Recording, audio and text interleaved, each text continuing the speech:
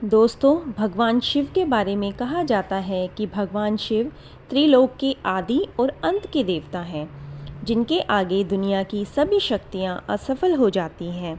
लेकिन क्या आपको मालूम है भगवान शिव का जन्म कैसे हुआ था? उनकी माता कौन थी? उनके पिता का क्या नाम था? उन्होंने किससे अपनी शिक्षा प्राप्त की और किस किस को शिक्षा का दान दिया था?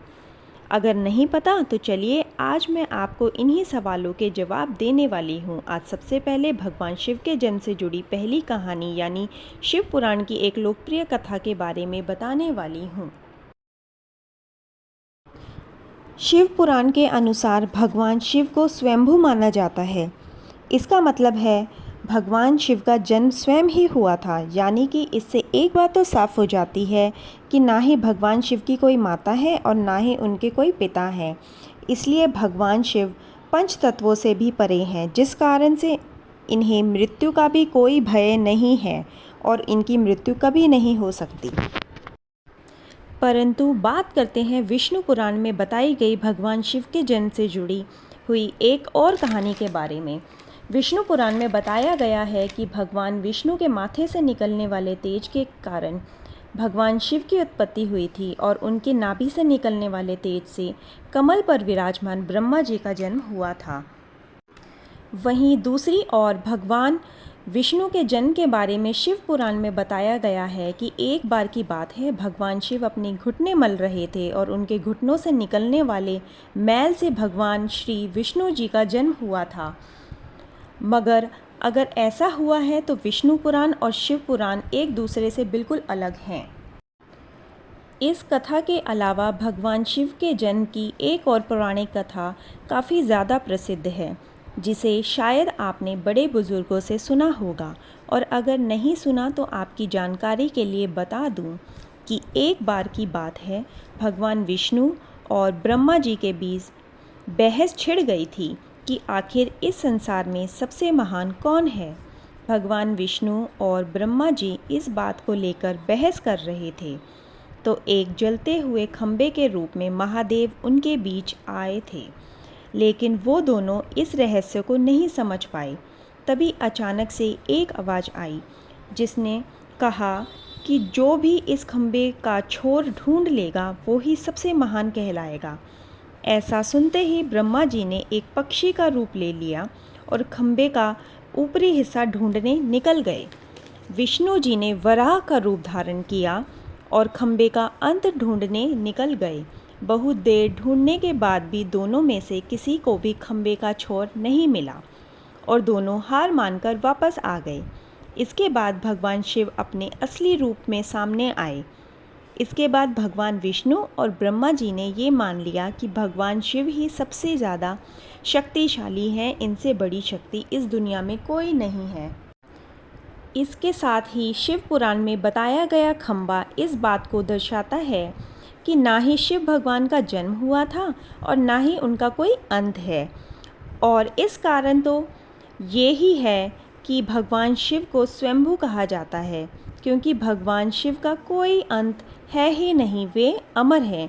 अब हम बात करते हैं भगवान शिव से जुड़े एक ऐसे विषय में जो सबसे ज़्यादा प्रसिद्ध है कि क्या भगवान ब्रह्मा भगवान शिव के पिता हैं?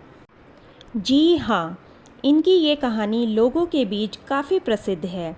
तो आपको बता दें कि किस प्रकार भगवान शिव ने ब्रह्मपुत्र के रूप में जन्म लिया था। इसके पीछे विष्णु पुराण की एक पौराणिक कथा है। इसके अनुसार जब धरती, आकाश और पाताल या कहें पूरा ब्रह्मांड जलमग्न यानी पानी में डूबा हुआ था, तब भगवान विष्णु के अलावा कोई भी देव या प्राणी इस संसार में नहीं था। तब केवल भगवान विष्णु ही अपने शेषनाग पर जल सतह पर लेटे हुए नजर आ रहे थे। तभी उनकी नाभि से कमल की डंडी पर ब्रह्मा जी प्रकट हुए और जब भगवान विष्णु और भगवान ब्रह्मा इस ब्रह्मांड से संबंधित बातें कर रहे थे, तब भगवान शिव प्रकट हुए, जिसके बाद ब्रह्मा जी ने उन्हें पहचानने से इनकार कर दिया। इस कारण से भगवान शिव रूठ गए और उनके रूठ जाने के कारण भगवान विष्णु ने उन्हें दिव्य दृष्टि प्रदान की।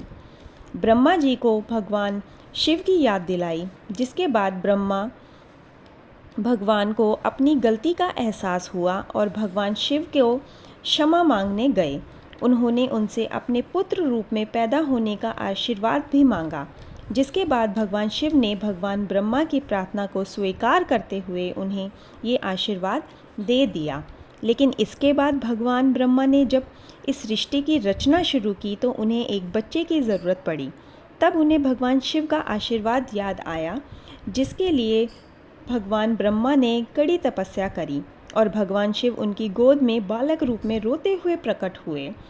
आपको बता दूं कि ये भगवान शिव का एकमात्र बालक रूप है। जब भगवान ब्रह्मा ने उनके रोने का कारण पूछा तो उन्होंने बताया कि उनका कोई नाम नहीं है। तब भगवान ब्रह्मा ने भगवान शिव को नाम रुद्र रख दिया।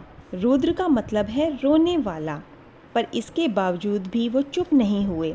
फिर ब्रह्मा जी ने उन्हें दूसरा नाम दिया। वे फिर भी रोते रहे। इस तरह भगवान शिव को चुप कराने के लिए ब्रह्मा जी ने उन्हें 108 नाम दिए थे, जो रुद्र, शर्व, भाव, उग्र, भीम, पशुपति, ईशान और महादेव जैसे नाम थे। और शिव पुराण के अनुसार उनके ये नाम पृथ्वी पर लिखे गए थे। इसके बाद बात आती है श्रीमद् देवी महापुराण की। इसमें भगवान शिव की माता और पिता के बारे में बताया गया है।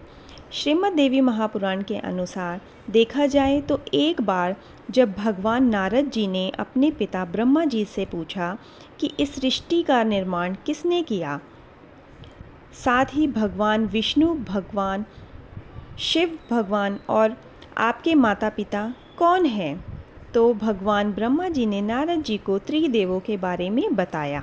जो उन्होंने बताया वो वाकई चौंका देने वाली बात थी।